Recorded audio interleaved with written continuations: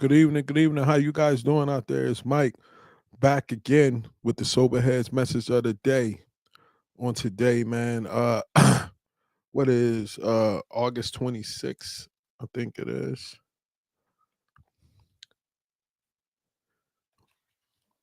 Yeah, August 26th. The Soberhead message of the day. I hope everybody out there having a great day. I know I had a good day today. Went to work, had a good time with the kids, had a special group that I do at work with the adults. Went to the gym. Um, Now I came home, got some bite to eat. Now I'm about to drop this message. Um, Praying that the Holy Spirit speak through me so it could touch some souls out there. And then after that, I'm out to walk a mile with my dog, and then come back in and do some reading, do some scriptures, and call it a night. Hope you guys out there having a great night.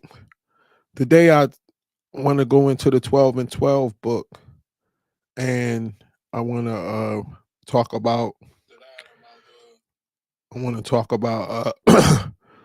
the bottom, and why is the bottom is necessary. The bottom of alcoholism. Why is it necessary for you to have to hit that bottom before you actually go get help? And it's very important to understand what the bottom entails, because some people you talk to, they be saying, I don't know, I think I might be an alcoholic, I think I might be an addict, I might have a problem or this and that, but I'm not fully sure yet. That's not the bottom yet. So because when you get to that bottom, you're gonna know. Nobody's gonna have to tell you that maybe you should go get help. You're gonna be calling those people and talking about, yeah, it's time for me to get help. Those who out there that's dealing with addiction or that's in recovery, understand that bottom and why that bottom is necessary. It's that bottom that's gonna light the match under you, like that fire to get you going. It was that bottom that gave me my gift of desperation. And today I'm gonna read through the in the 12 and 12, and it's gonna talk about hitting that bottom and why is it necessary to hit the bottom. So here we go. In the 12 and 12, it says, while all this insistence that every AA must hit bottom first, the answer is that few people will sincerely try to practice the AA program unless they have hit bottom. For practicing AA's remaining 11 steps means the adoptions of attitude and actions that almost no alcoholic who is still drinking can dream of taking. Who wishes to be vigorously honest and tolerant? Who wants to confess his faults to another and make restitution for harm done? Who cares about anything about a higher power, let alone meditation and prayer? Who wants to sacrifice time and energy in trying to carry the AA message to the next sufferer? Know that average alcoholic, self-centered in the extreme, doesn't care for this prospect unless he has to do these things in order to stay alive himself. Under the lash of alcoholism, we are driven to AA, and there we discover the fatal nature of our situation. Then and only then do we become open-minded to conviction and as willing to listen as the dying could be. We stand ready to do anything which will lift the merciless obsession from us. Man, if that's not true, I don't know what is. What he just was talking about is the total fact. I had to get to the total bottom to be willing to do the steps in AA, because at that point I was desperate and I would do anything I needed to do to try to feel better. He said, who's going to be honest and tolerant? That means who's going to be honest to say, I am an alcoholic, I have a problem. Who's going to be honest, really honest, to take that first step and say, I am an alcoholic, I have a problem. A lot of people are not willing to take that first step and do that. That's why you got to be at that bottom. Who's going to admit that they were insane during their recovery? Are you going to admit that you were insane, that something was really wrong with you while you was out there using it or drinking, that you kept doing the same thing over and over again, thinking that the results were going to be different. That you was throwing up the night before, throwing up that morning, and still thought it was a good idea to go out and get another drink. That's insane. I remember like being ridiculously drunk the night before and telling God that night I'm not gonna drink again. And then the next day, my mind tells me it's not gonna be like last night. It's gonna be like it was months ago. It's gonna be like it was years ago when it was all good. That was that adversary talking to me like it's not gonna be like it was before. Go out and have another one. It ain't gonna be that bad. You're gonna be good. You're just gonna be smooth and it's gonna go through the whole day. You only need one or two. That's all you need. And then soon you take that one or two, it's off to the races again. They hit a home run with this. They said who's gonna be tolerant, who's gonna be able to stand in there when all of the life is coming at you once you take that first step. You know what I'm saying? Who's gonna really say, I'm ready, really ready to turn my life and will over to the care of God? I'm making this decision. You got to be at your bottom to be really willing to do that, because any other time we're going to try to figure it out. We're going to find any gray area, anything that we think is a bright spot to continue drinking. I don't care what's going on. We're going to find any little bright area to make it okay for us to keep drinking. Even comparing ourselves to other people. No, yeah, I drink, but I don't drink like that. I still got my job. I still got my company. I still got my health. I still got this and that. Yeah, they lost their job. They got liver problems or this or that. So I'm not as bad as them. So I'm still able to drink. That's why we got to get to that bottom. That's why that bottom is necessary, because once you get to that bottom, you're not trying to hear none of that. All you want to do is get help, because you know your life is on the line, and chances are if you keep going down this road, you're going to die. Or you got shook up with some kind of legal charge or this or that, and you like, God, please save me from this. I'll do anything. That's how these situations go. That's why we got to be, the Most High got to hang us upside down by our ankles and scare us to death for us to say, all right, I quit, Father. I'm coming to you. Then it says, who wants to confess his faults to another? Who want to do that step 4 and 5? Who really want to sit down and write everything out, your whole life? And then who really wants to tell it to somebody else? You got to be at that bottom to do that. You got to have that gift of desperation to do that. You got to have that gift of desperation. Nobody don't want to do that. I remember I talked about that yesterday, being at that step 4 and 5, being in rehab and having that gift of desperation and writing that list out and then going telling that young fella everything about me. I had to, because I was desperate. But if I wasn't at that bottom, I would have tried to find a way around it. I dealt with people that wasn't really at their bottom yet, because I know, because we'd do step 1, 2, and 3. But when it was time, when I gave them that paperwork for us to holler back at me about step 4, I would never hear from them again. I call that the 3-round knockout. The 3-step knockout. We go do step 1, 2, and 3, and then that person vanish. And I understand, because it's hard work. It's scary to really have to sit there and look at yourself. It's scary to have to really admit everything that you ever did. It's scary to see your whole life in front of your eyes in black and white. How many of us might not even really like ourselves after that? That's scary, so people gonna want to avoid it.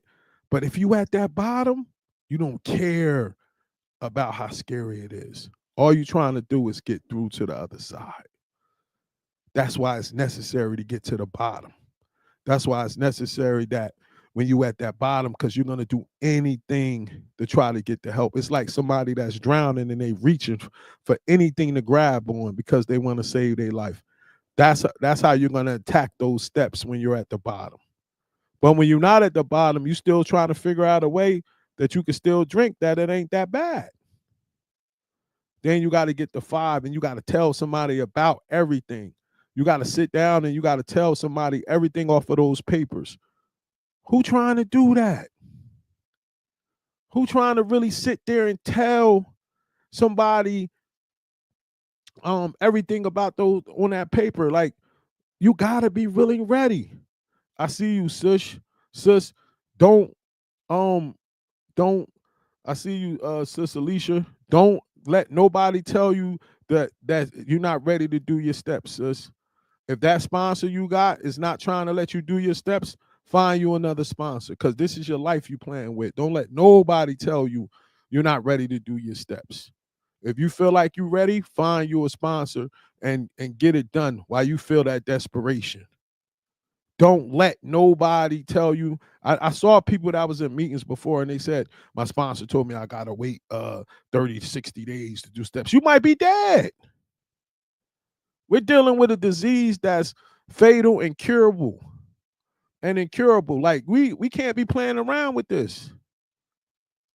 I'm sick and I need the help now.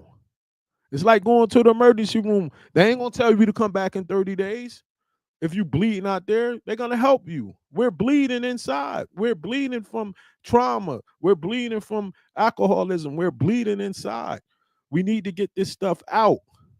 We need to work on these steps right now.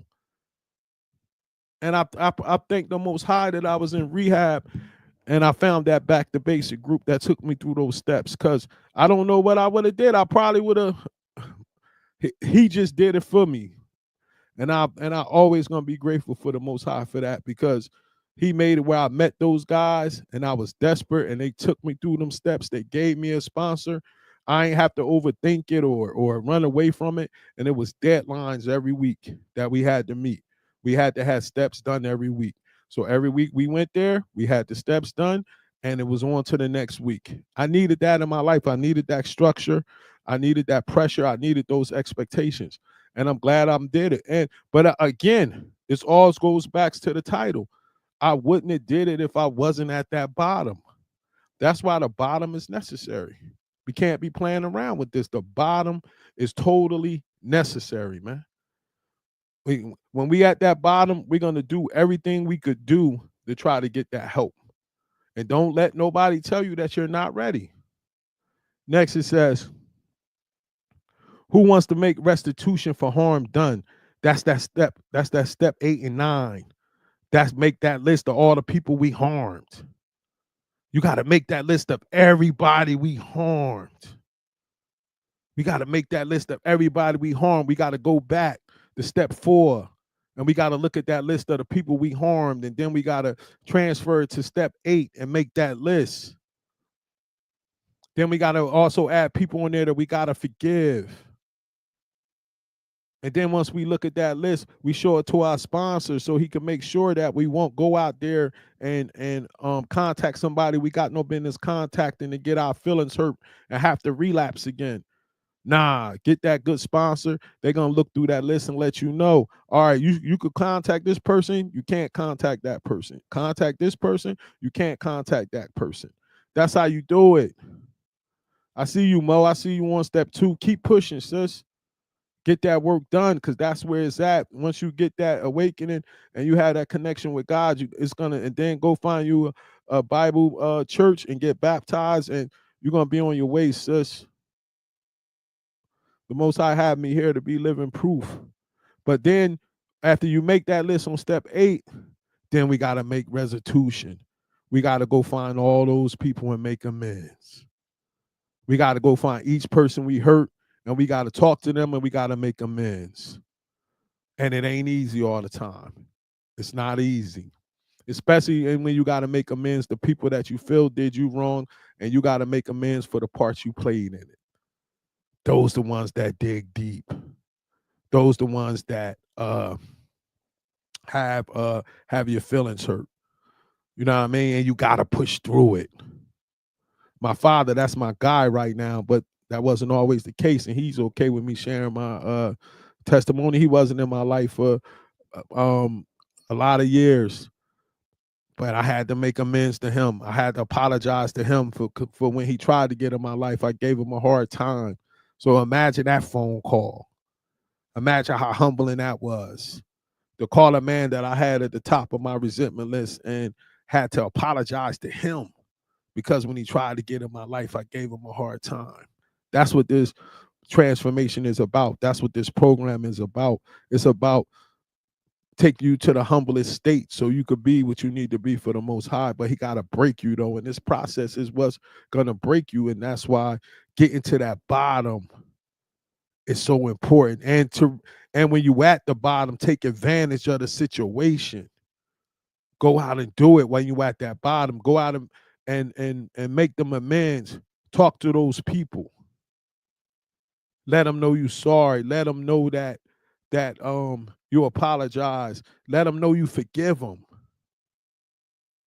Take that load off of them. Those people that you know deserve for you to let them know that you forgive them. They're probably carrying a whole lot of stuff around, and all they need you to say is that I forgive you. And it's gonna remove the load off of you. But that's why the bottom is important, because most people, if they don't hit that bottom, they still gonna have too much pride to make that amends and too much pride to forgive the other people. That pride is gonna be in the way, and you ain't gonna want to do that forgiveness. Not understanding that forgiveness is not forgiving that person is blocking you. It's blocking you from God being able to use you, and it's blocking you from that spirit to actually coming into your body and coming into your heart and changing your heart. Just forgiving that person. And what helped me forgive is when I saw my own fourth step. When I saw who I was, it made it easier for me to forgive, because I said, if I want God to forgive me for all of this stuff that I was doing, who am I not to forgive those other people? When you're really honest with yourself and your behavior, who are you not to forgive the other people that did you wrong? When you measure your life, if you're real honest compared to what somebody might have did to you, who are you not to forgive? Especially if you want the Most High to forgive you for the stuff you were doing. That's what this is about. It is about that kind of transformation. Next, you got to be on that at that bottom to really want to care about a higher power, to really, really want to connect with God. And if the AA says higher power, and tomorrow I'm going to get into the higher power thing, because I know some people be having concerns, talk about why they just don't say God all the time. Then they say higher power, then they say God, then they say higher power, then they say, I'm going to talk about that tomorrow. We're going to break that down tomorrow. So tune in tomorrow, Most High willing, and I'll break down that whole thing of higher power and God, and why they go that route, and why they use God and why they use the higher power. We're going to talk about that tomorrow. But back to what I was talking about, it says, who's going to care about God? You're going to be at that bottom. We already know where we got to be to for us to care about God. We got to be broken. We got to be totally at that bottom for us to be like, God, please, I'll do anything you want me to do. God, please, I don't want to go through this no more. Throwing up in the bathroom. God, please, I don't want to go through this no more. Please help me, Father. You know what I'm saying? You did something you had no business doing out there drunk and all that kind of stuff. God, please help me, God. I don't want to go through this no more. Come on, you guys know what I'm talking about. How many people out there woke up, they didn't even know where their car was at? God, please help me. God, please, I hope I didn't hit nobody last night and nothing like that. I never experienced blackout, but I know people that have, and I hear their stories, and it's scary. I could imagine the terror that was going through them in the morning when they wake up, but they still did that prayer. God, please. At that moment, you're willing to do whatever God wants you to do. You just want some help. So that's where we got to be at that bottom. And we got to be ready to do it. Then it says, let alone meditation and prayer. If you're not at that bottom, are you going to get up every day and meditate and pray? Are you going to pray a few times a day? No, you're not. You need to be broken, because that's what's going to take you to the point to where you feel like I have to be connected to God. That's step 11. Meditation and prayer. I have to be connected to God. And who wants to sacrifice time and energy trying to carry the message to the next sufferer? That's step 12. carry that message to the next alcoholic? Who's going to go out to those places? Who's going to go to the meetings and speak? Who's going to go to the rehabs and speak? Who's going to go out there and share their story over and over and over and over again, unless you're at that bottom? Unless you understand the benefit of putting yourself out there, because it's not about you no more. Your recovery is not about you. It's about you helping the other people that's out there suffering. You got to get it. You got to be at the bottom to be willing to do all that. Because alcoholics, when you're not at that bottom, it says, no, the average alcoholic self-centered to the extreme. We are self-centered to the extreme when we're in our addiction. And some of us, when we're not in our addiction, until we do this step work, we still self-centered to the extreme. But when we got that alcohol in us and we really want more, or those drugs in us, we're self-centered to the extreme. All we care about is how we feel. And nothing comes before us getting that feeling. We want that euphoria. We want that numbness. We want that feeling. And nothing is going to stop us from getting it. We will help you, especially if it's on our way to us helping ourselves. But who's going to go through all of that unless you hit that bottom? And that's why it says, under the lash of alcoholism, we are driven to AA, and then we discover the fatal nature of our situation. That's when we realize, my moral compass was upside down all along. I thought I was out here balling, going from this place to that place, drinking, sleeping with this person, that person, doing this, doing that. I thought I was balling because that's what the society told us. I thought I was balling because that's what I saw in the rap videos. I thought I was balling because that's what I saw in the movies and the shows. But all I was doing was taking myself to death. I was leading myself to death. I was leading myself farther and farther and farther away from God.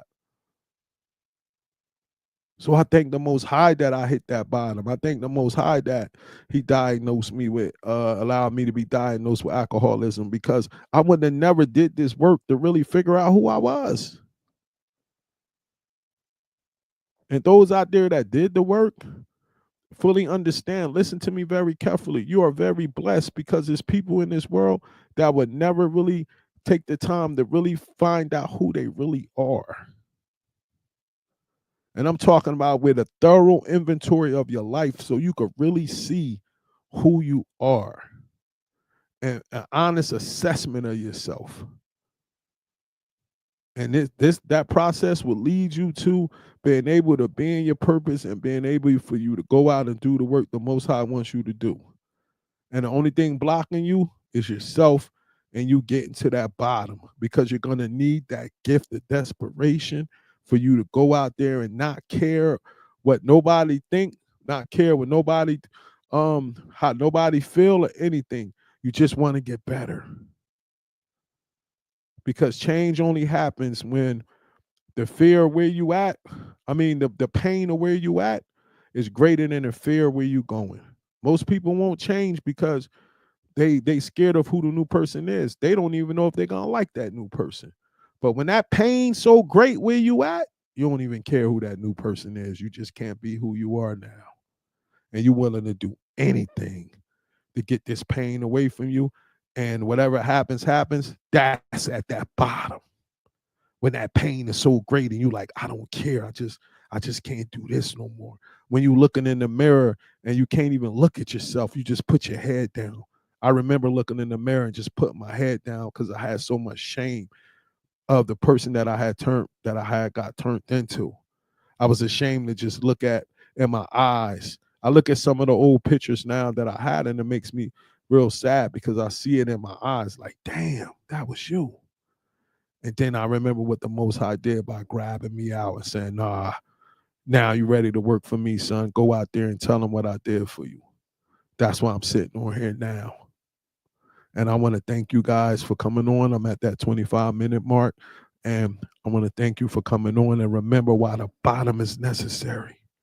So actually the worst day of my life, I thought it was when I hit that bottom and I was in that basement praying the most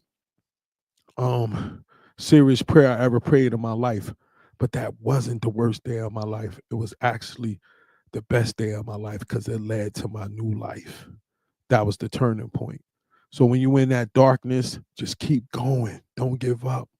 Don't kill yourself. Don't do nothing. Because at the end of that alley, where that light is at, that's where the Most High is waiting for you, and that's where you're going to find your purpose. This is Mike. Enjoy the rest of your day. Shalom.